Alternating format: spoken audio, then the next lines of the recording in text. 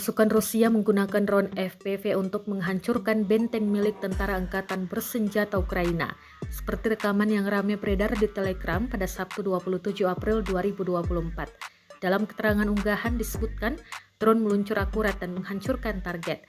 Perwira Rusia mengatakan ada penumpukan tenaga kerja Ukraina di sana. Mereka memberi kami perintah, kami masuk dan melakukan semuanya dengan lambat. Kami lepas landas sampai di sana dan mulai bekerja perlahan. Alhasil, benteng tersebut kami musnahkan habis-habisan dengan tenaga pasukan Ukraina, ujarnya.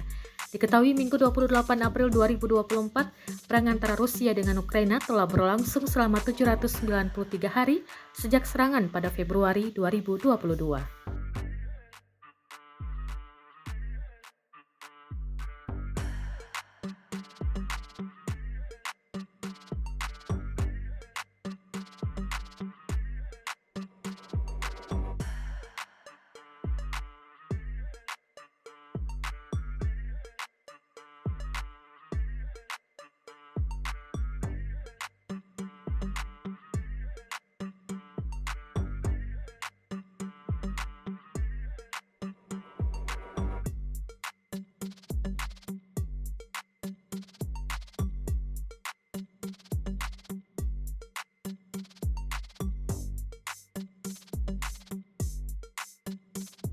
Download Tribun X sekarang, menghadirkan lokal menjadi Indonesia.